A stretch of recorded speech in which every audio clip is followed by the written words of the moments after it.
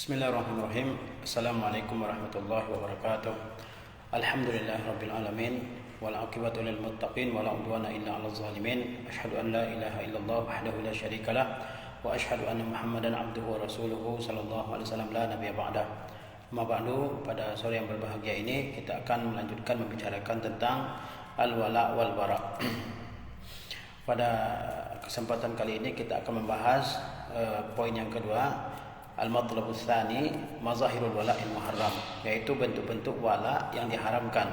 Ya, wala artinya kecintaan, ya, kemudian juga pertolongan dan dukungan. Ya. Ada bentuk-bentuk wala yang diharamkan. Ya, kata Syekh Jibrin rahimahullah, muwalatu a'da'illahi min ubadil asnami wal buziyyin wal majusi wal yahudi wal nasara wal munafiqin wa ghairihim wallati hiya dhiddul bara'i bi jami'i aqsamiha wa amsilatiha muharramatun bila syakkin kama sabaqa bayanuhu wa hiya tanqasimu ila qismain. Kata beliau, memberikan dukungan, loyalitas dan kecintaan kepada musuh-musuh Allah min ubadil asnam, dari para penyembah-penyembah berhala, wal buziyyin, dari orang-orang Buddha, wal majus, ya, kepada orang-orang majusi, wal yahud, kepada orang-orang Yahudi, wal nasara, dan kepada orang-orang Nasrani, wal munafiqin, kepada orang-orang munafik, wa ghairihim, dan orang-orang yang lainnya, wallati hiya diddul bara' bi jami'i aqsamiha wa amsilatiha, dan loyalitas dan kecintaan tersebut yang merupakan lawan dari berlepas diri dari mereka, bi jami'i aqsamiha, dengan seluruh bentuk, ya, macam-macamnya, dan contoh-contohnya muharramatun bila syakkin, itu adalah hal yang diharamkan tanpa ada keraguan sama sekali, kama sabaqa bayanuhu, seperti penjelasan yang telah terdahulu. Ya, jadi memberikan loyalitas, kecintaan, dukungan, ya, keberpihakan kepada musuh-musuh Allah, baik itu dari penyembah berhala, orang-orang Buddha, orang-orang Majusi, Nasrani, Yahudi, orang-orang munafik dan yang lainnya, ya, itu semua adalah merupakan perbuatan yang diharamkan, ya, tanpa ada keraguan sama sekali dalam keharamannya.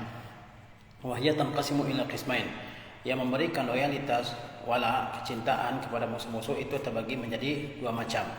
Al-qismul awal al-muwalatul kufriyah, bagian yang pertama adalah wala yang merupakan kekufuran, ya, loyalitas merupakan kekufuran.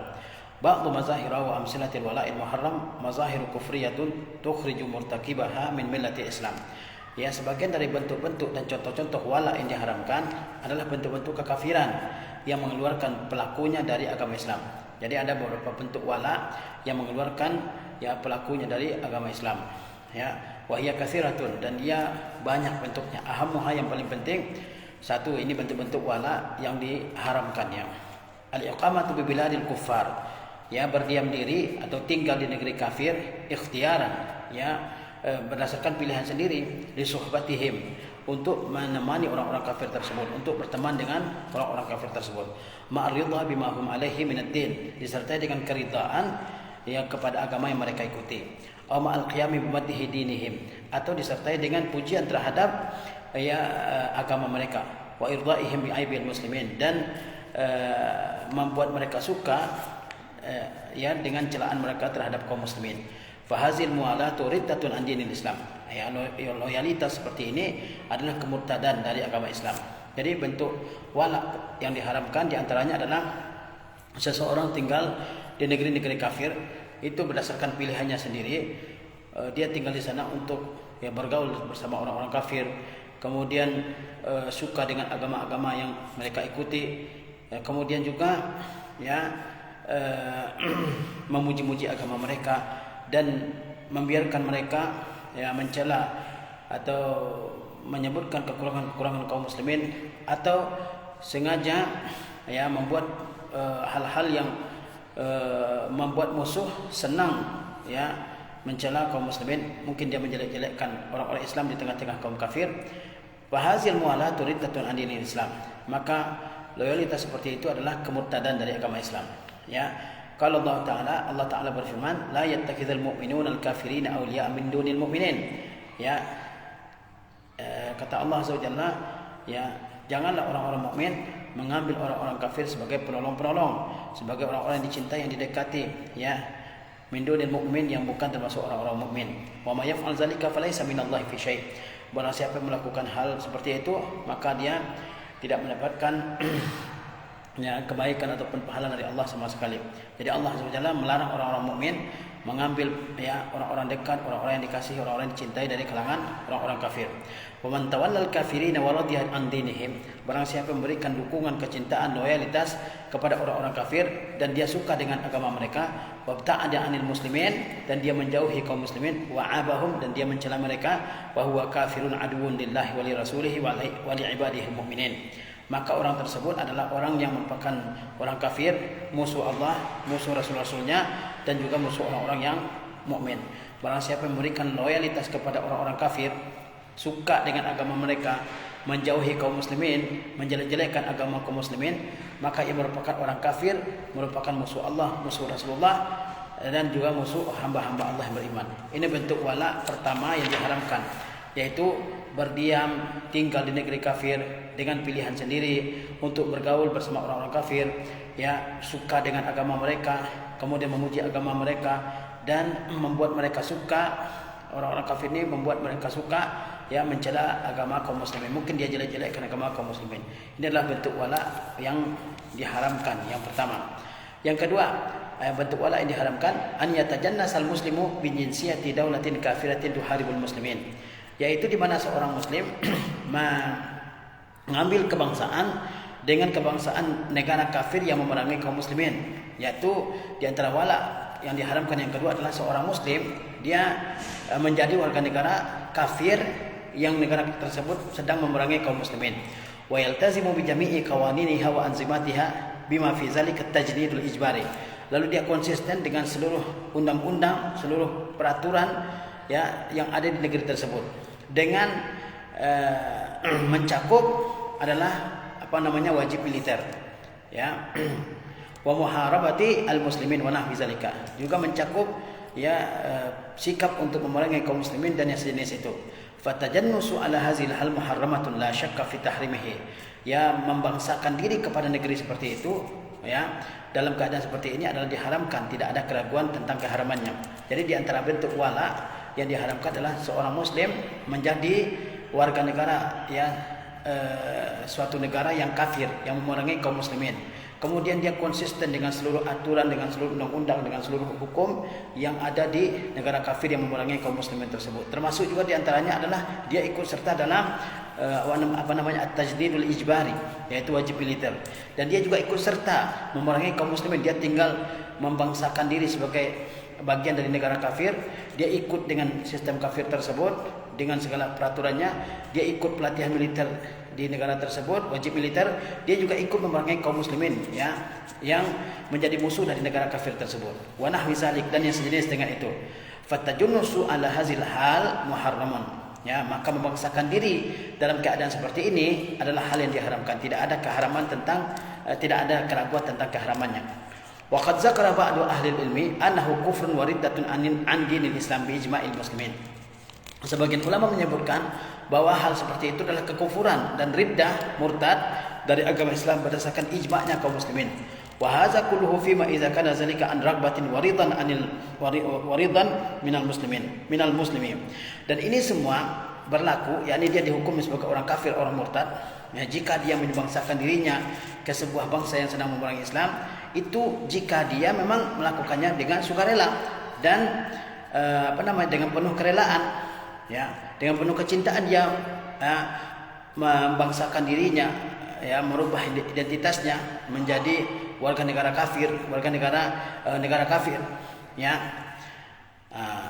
kemudian amma in kana mulja'an ila zalika, adapun jika dia terpaksa melakukan hal itu, li adami wujudi baladin muslimin yumkinuhul hijratu ilaihi, di mana tidak ada negara Islam yang memungkinkan dia untuk hijrah ke sana, aw li adami wujudi baladin kafirin ahsanu halan min hali hadzal baladil muharibi lil muslimin yantakhilu ilaihi fa hukmuhu hukmul mukrah, atau karena tidak adanya negara kafir yang lain yang lebih baik keadaannya dari negara kafir yang sedang memerangi kaum muslimin tersebut, di mana ia bisa pindah ke negeri tersebut, maka hukumnya adalah hukum orang yang dipaksa. Jadi jika ada seorang muslim, dia menukar identitasnya, menukar kebangsaannya dari sebuah negara Islam, dia pergi ke negara kafir, kemudian dia ya mencatatkan dirinya sebagai bagian dari negara kafir tersebut. Sedangkan negara kafir itu sedang memerangi negara-negara Islam, sedang memerangi kaum muslimin.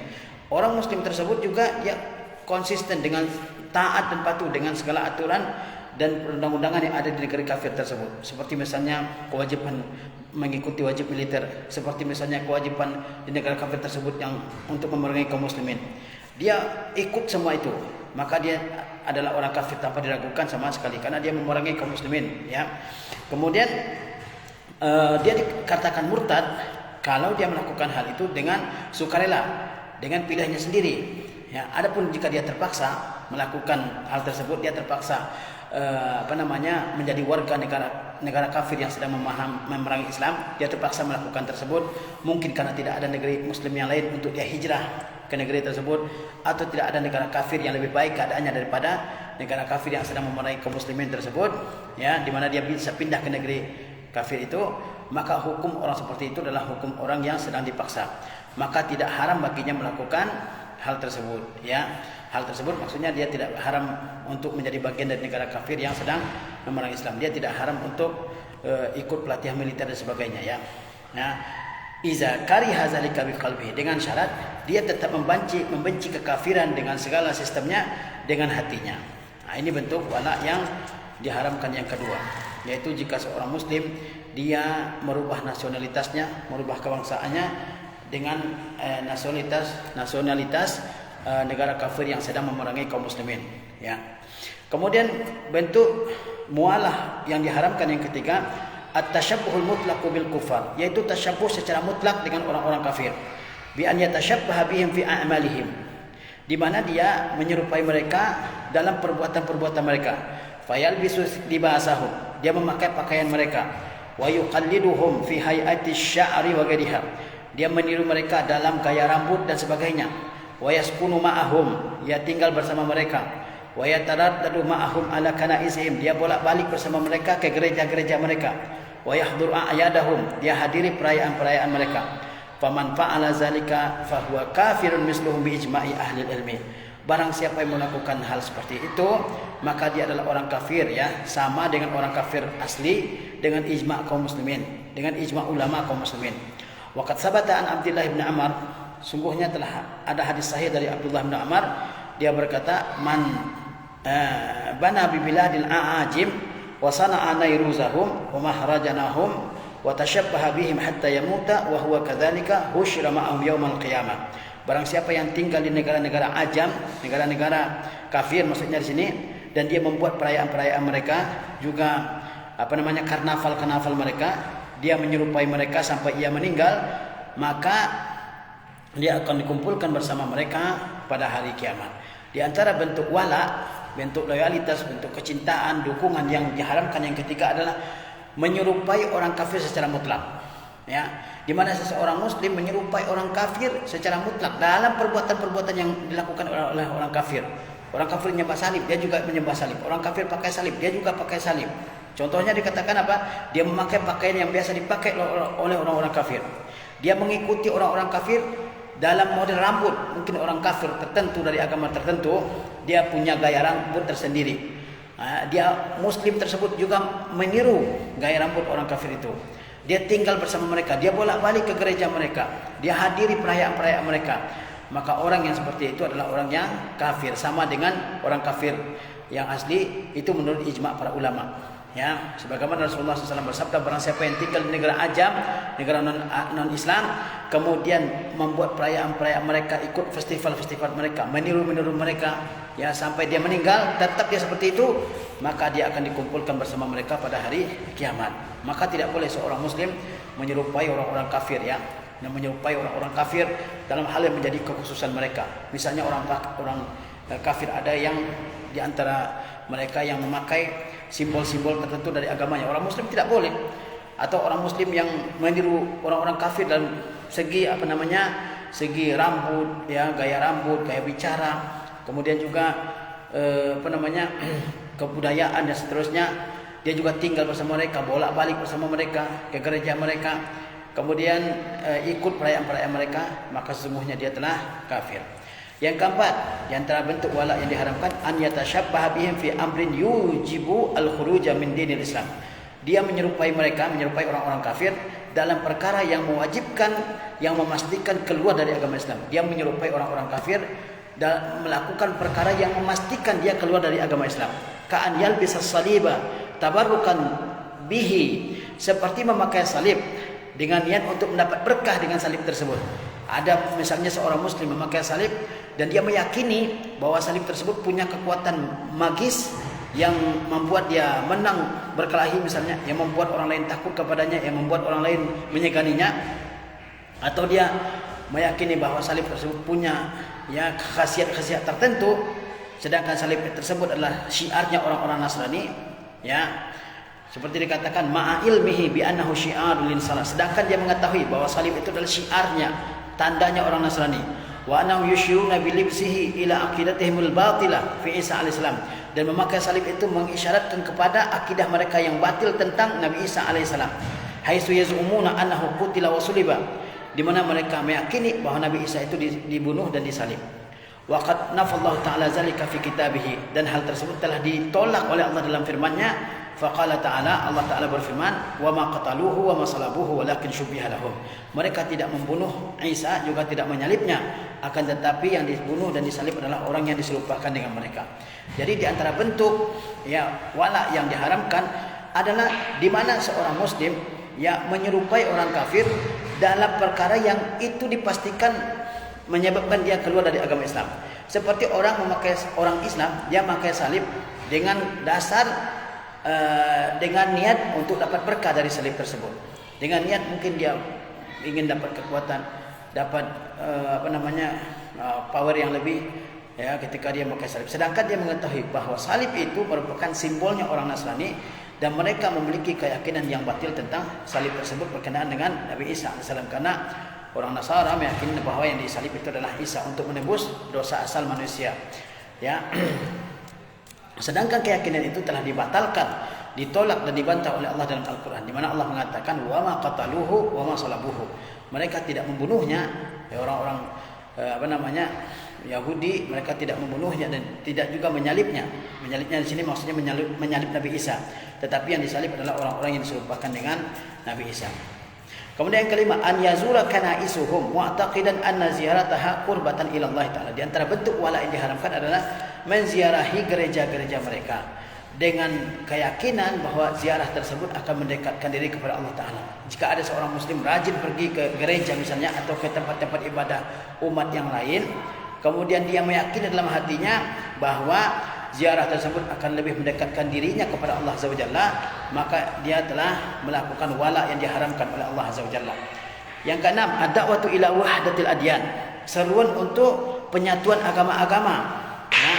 Atau ila taqribi bainal adyan, atau untuk mendekatkan agama-agama. Ada wahdatul adyan di mana mereka menyatakan bahwa agama itu semuanya pada dasarnya sama saja semua.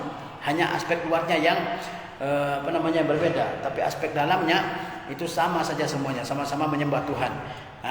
Ada lagi yang menyeru untuk mendekatkan agama-agama ini supaya tidak saling berbenturan satu dengan yang lain. Ya, faman qala inna dinan ghairal islami dinun sahihun, maka barang siapa yang mengatakan bahwa agama selain agama Islam adalah agama yang benar, wa yumkinu taqribu bainahu wa bainal Islam, dan mungkin bisa didekatkan antara agama tersebut dengan agama Islam, au annahuma dinun wahidun sahihun, atau dia mengatakan bahwa keduanya, yaitu agama Islam dengan agama selain Islam, adalah agama yang satu dan benar, fahuwa kafirun murtadun, maka dia adalah orang kafir dan orang murtad. Barang siapa yang mengatakan menyeru kepada penyatuan agama-agama yang ada di dunia ini, atau dia mengajak untuk melakukan pendekatan-pendekatan antara agama, barang siapa yang mengatakan bahwa ya agama selain Islam juga benar, sama benarnya dengan Islam, terserah mau ikut yang mana saja, atau dia mengatakan bahwa agama-agama itu bisa ya didekatkan, bisa berdiskusi satu dengan yang lain, ya bisa mencari titik temu antara satu agama dengan yang lain, ya kita benar, dia mungkin juga benar, maka orang seperti itu adalah orang yang kafir atau murtad. Bal inna man syakka fi butlani jami'il adyan yang ghairi dinil Islam kafar.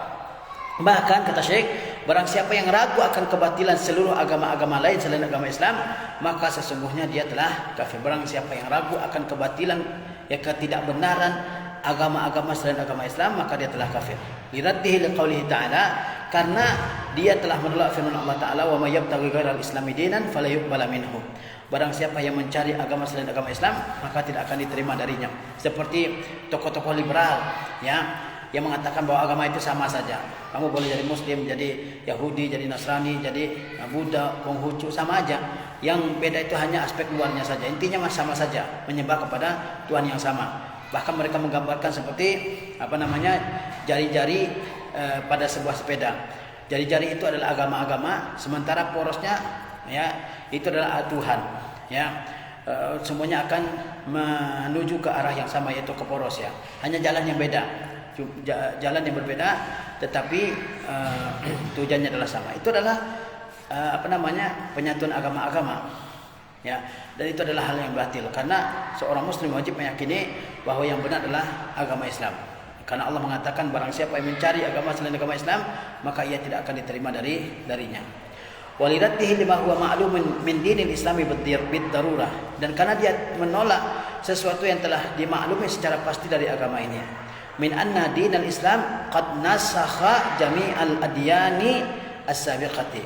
Ya, ada suatu hal yang termasuk maklum minad din bid-darurah, hal yang sudah pasti diketahui oleh seorang muslim dalam agama ini, yaitu bahwasanya Islam itu telah menghapuskan agama-agama terdahulu. Wa annaha kullaha adyanun muharrafatun, dan Islam telah menegaskan bahwa agama-agama selain agama Islam itu adalah agama-agama yang telah dipalsukan. Wa anna man dana bi syai'in minha fa huwa kafirun musyrikun, dan orang yang mengikuti agama atau salah satu dari agama-agama tersebut, maka dia adalah orang kafir lagi, musyrik. Nah, jadi kalau ada orang yang menyerukan untuk menyatukan agama-agama, atau dia mengajak untuk mendekatkan agama yang satu dengan agama yang lain, atau dia mengatakan bahwa Islam bukan satu-satunya agama yang sahih, ya, agama-agama lain pun sahih, ya, agama-agama lain pun boleh dipakai untuk mendekatkan diri kepada Allah Azza wa Jalla, ya, atau dia mengatakan bahwa agama-agama itu hanya kulit luarnya yang berbeda, sementara intinya sama saja. Seperti sebuah piramid, ya, mereka gambarkan di mana setiap Tuhan itu yang paling ada di puncak, kemudian semua manusia akan mendaki menuju puncak tersebut. Ya, boleh lewat sisi kanan, sisi kiri, kanan, belakang, ya, dan seterusnya.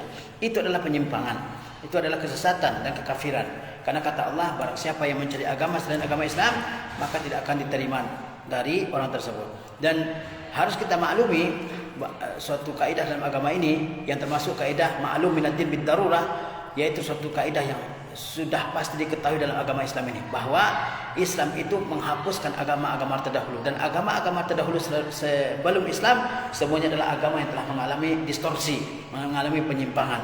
Dan harus diyakini bahwa siapapun yang mengikuti agama selain agama Islam setelah datangnya Nabi kita Nabi Muhammad SAW, maka dia adalah orang kafir lagi, musyrik.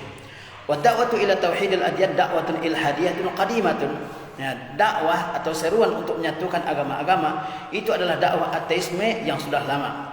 Da'a ilaiha ba'du malahidati sufiyatil mutaqaddimin, yang pernah diserukan oleh, ya, sebagian sufi-sufi terdahulu yang ateis, yang zindik, yang sesat. Kabni Sab'in, seperti Ibnu Sab'in, wa Tilmisani, seperti At-Tilmisani wa ghairihim. Jadi dakwah untuk menyatukan agama, ya, agama-agama yang ada sekarang ini itu bukan baru ada dengan munculnya kaum liberal, tidak. Dari zaman dulu itu sudah ada, pernah diserukan oleh tokoh-tokoh sufi yang yang menyesatkan, seperti Ibnu Sab'in, seperti Tilmisani dan sebagainya. Wajaddada ad-da'wata ilaiha fi hadzal asri ba'dul muntasibin ila Islam. Dan pada masa sekarang ini dakwah atau seruan untuk menyatukan agama-agama itu diperbaharui lagi oleh sebagian orang yang membangsakan dirinya kepada Islam. Wa min asyharihim Jamaluddin al-Afghani, di antara yang paling terkenal di antara orang-orang yang mengajak untuk menyatukan agama-agama ini adalah Jamaluddin al-Afghani wa tilmizuhu Muhammad Abduh al-Misri, dan juga muridnya Muhammad Abduh al-Misri, wa Raja Jarudi dan Roger, ya, Graudi dari Perancis, wa ghairihim, dan sebagainya. Ya, jadi seruan untuk menyatukan agama-agama yang ada di dunia ini itu bukan seruan yang baru, tapi seruan yang sudah sangat lama. para sufi terdahulu itu sudah menyerukan hal seperti itu, seperti Ibnu Sabi'in, Tilmisani, Ibnu Arabi dan seterusnya. Pada zaman sekarang ini ada juga tokoh-tokoh yang menyerukan untuk menyatukan agama-agama yang ada di dunia ini. Seperti siapa? Seperti Jamaluddin Al-Afghani, Muhammad Abduh, Roger Graudi dan seterusnya. Kemudian di antara bentuk wala terhadap orang kafir yang diharamkan, muwalatul kufari bi'anatihim 'alal muslimin, yaitu mendukung, memberikan kecintaan dan loyalitas kepada orang-orang kafir, dengan menolong mereka agar mengalahkan kaum muslimin. I'anatul kufari 'alal muslimin, menolong orang-orang kafir untuk mengalahkan kaum muslimin, sawa'un akanat bil qitali ma'ahum, baik dengan ikut berperang bersama orang-orang kafir yang sedang memerangi kaum muslimin, au bi'anatihim bil mali au silah, atau membantu orang-orang kafir dengan harta atau dengan senjata, amkanat bit tajassusi lahum 'alal muslimin, atau menjadi mata-mata untuk orang kafir, untuk memata-matai kaum muslimin, am ghairu zalika takunu ala wajhin, atau hal-hal yang lain, sebab-sebab yang lain, takunu ala wajhin, maka hal tersebut ada dua macam. Jadi menolong orang-orang kafir untuk mengalahkan kaum muslimin, baik dengan menolong orang kafir itu dengan berperang bersama orang-orang kafir yang sedang melawan kaum muslimin, atau membantu orang-orang kafir itu dengan mengeluarkan harta, menyediakan senjata, atau menjadi spy orang-orang kafir, menjadi spionase orang kafir untuk memata-matai kaum muslimin. Maka dalam hal itu ada dua hukum, ada dua bentuk. Al-wajhul awal, yang pertama, an yu'inahum bi ayyi i'anatin, dia menolong mereka karena mahabbatan lahum wa raghbatan fi zuhurihim 'alal muslimin. Dia menolong mereka, menolong orang-orang kafir ini dengan bantuan apapun, baik dengan senjata, dengan memberikan harta benda, dengan ikut berperang di barisan orang-orang kafir, atau dengan memata-matai kaum muslimin. Nah, motifnya apa? Mahabbatan lahum wa raghbatan. Dia menolong orang-orang kafir mengalahkan kaum muslimin itu karena dia cinta dan suka dengan kemenangan orang-orang kafir terhadap kaum muslimin. Fahazil i'anatu kufrun mukhrijun minal millah, maka pertolongan yang dia berikan itu adalah kekafiran yang menyebabkan dia keluar dari agama. Waqad haka khairu wahidin min ahli ilmi ijma'al ulama ala zalika. Banyak ulama yang mengatakan adanya ijma' ulama terhadap demikian. Jadi jika ada seorang muslim namun dia membantu orang-orang kafir yang sedang memerangi kaum muslimin, dia membantu orang kafir, dia berada di pihak orang kafir ini, dia bantu dengan ikut berperang di barisan musuh yang sedang memerangi kaum muslimin, atau dengan menyediakan senjata, menyediakan makanan, menyediakan minuman untuk orang-orang kafir yang sedang memerangi kaum muslimin, dan dia suka melakukan itu. Dia suka kalau orang kafir menang melawan kaum muslimin, maka yang dia lakukan itu adalah kekufuran yang menyebabkan dia keluar dari agama. Banyak di zaman dulu pengkhianat, Ibnu Al-Qami, kemudian juga seperti Nasruddin At-Tusi ketika Tatar menyerang Baghdad, dia membantu Tatar mengalahkan Daulah Abbasiyah. Itu adalah kekafiran yang menyebabkan keluar dari agama. Al-wajhu tsani, yang kedua, an yu'inal kuffara 'alal muslimin bi ayyi i'anatin. Dia membantu orang-orang kafir terhadap kaum muslimin dengan bantuan apapun. Wa yakunal hamilu lahu 'ala zalika maslahatun syakhsiyatun. Namun yang membawa dia, yang melatar belakangi dia melakukan bantuan terhadap orang-orang kafir tersebut adalah maslahah syakhsiyah, yaitu kepentingan pribadi, mungkin bisnisnya atau sebagainya, au khaufun, atau karena takut dari orang kafir, au adawatun dunyawiyatun bainahu wa baina man yuqatiluhu al-kuffaru minal muslimin, atau ada pemusuhan keagamaan antara dia dengan kaum muslimin yang sedang diperangi oleh orang-orang kafir. Fahazil i'anatu muharramatun wa kabiratun min kaba'iriz dzunub. Maka pertolongan yang ia berikan kepada orang-orang kafir tersebut diharamkan dan termasuk satu dosa besar dari dosa-dosa besar. Walakinna laisa minal kufril mukhriji minal millah. Namun yang dia lakukan tersebut tidak termasuk kekafiran yang mengeluarkan dari agama.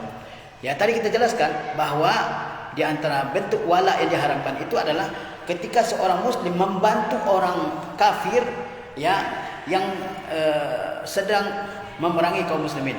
Dia ikut berperang di barisan orang kafir, atau membantu orang kafir dengan harta, atau membantu orang kafir dengan menjadi mata-mata atau dengan senjata. Dalam hal seperti itu ada dua keadaan. kalau dia membantu orang-orang kafir ini mengalahkan kaum muslimin, ya, dengan bantuan apapun, namun dia membantu karena kecintaan, karena suka orang kafir menonjol dari orang Islam, menang menghadapi kaum muslimin, maka dia kafir.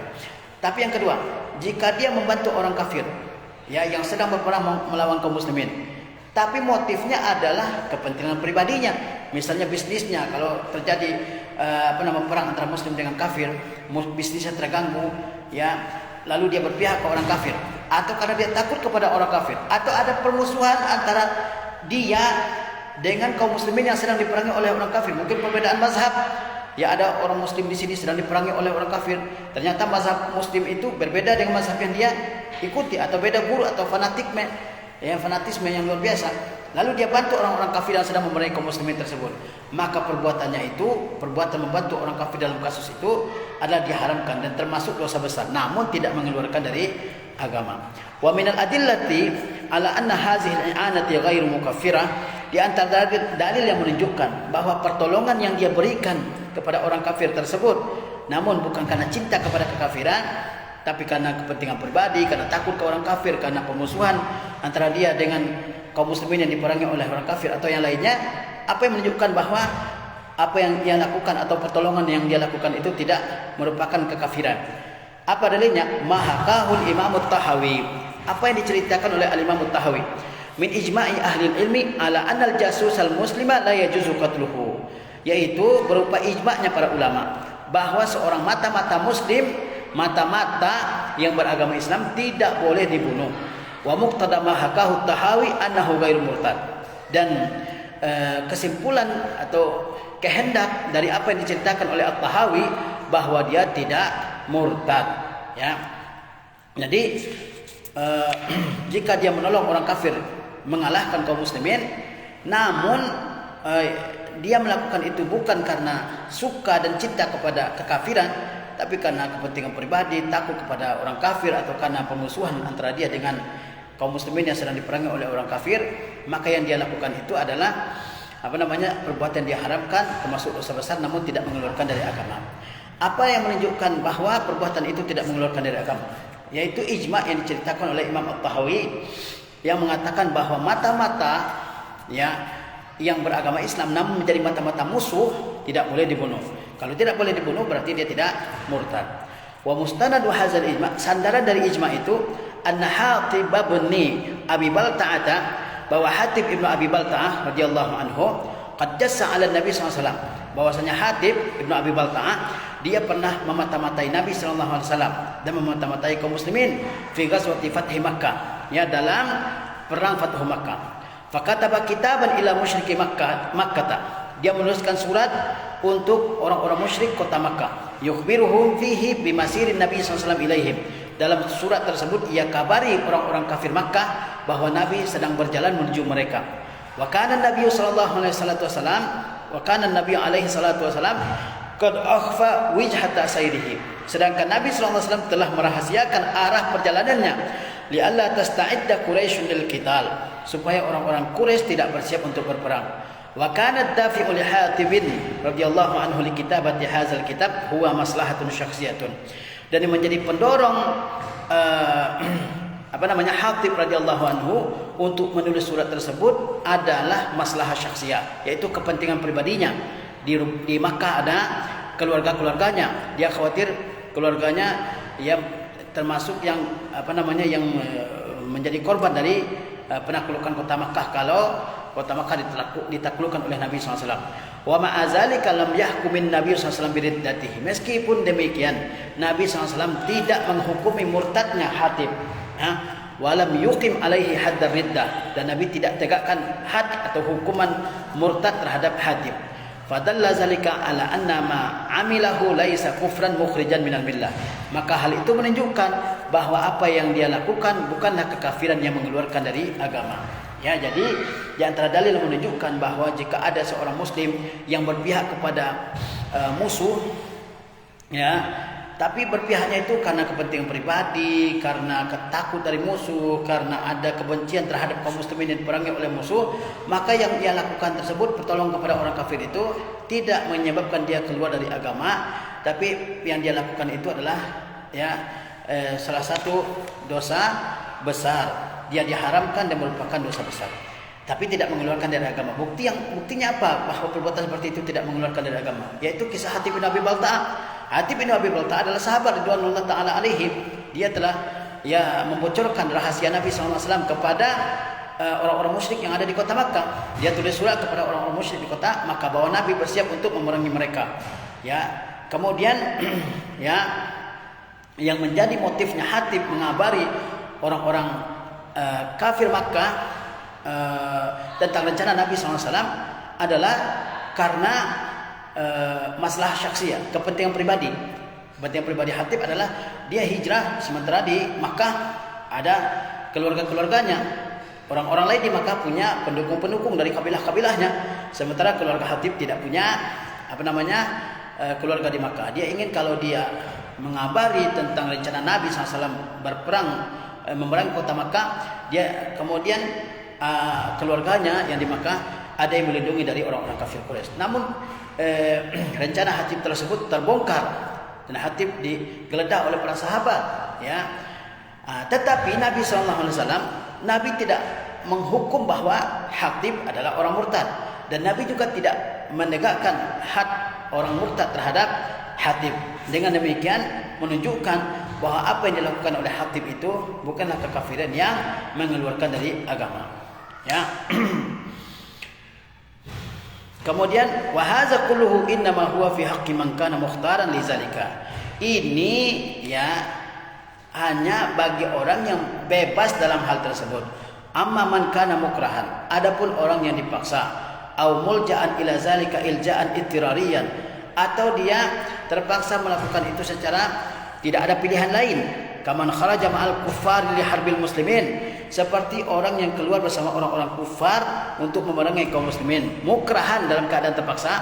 Wa nahwu zalik fala yantabiqu alaihi hadzal hukmu, maka tidak berlaku di atasnya hukum ini. Liqaulihi ta'ala illa an tattaqu minhum tuqa, kecuali kalau kamu berniat untuk melindungi diri kamu dari mereka. Jadi bagaimana dengan orang terpaksa? Dia terpaksa jadi mata-mata musuh misalnya. Dia terpaksa berperang di pihak musuh melawan kaum muslimin. Bagaimana? Kalau dia terpaksa berperang di pihak musuh, dia tidak ada lagi cara lain untuk mengelak dari musuh, sehingga dia harus ikut dengan orang-orang kafir memerangi kaum muslimin. Maka orang tersebut tidak dikatakan murtad dari agama Islam, tidak dikatakan melakukan dosa besar. Tidak dikatakan mengatakan dosa besar karena dia adalah orang yang terpaksa. Demikianlah yang bisa kita sampaikan pada sore hari ini. Mudah-mudahan apa yang kita sampaikan bermanfaat bagi kita semua dan menambah pengetahuan kita akan hal-hal yang perlu untuk kita ketahui dalam akidah. Wassalamualaikum warahmatullahi wabarakatuh.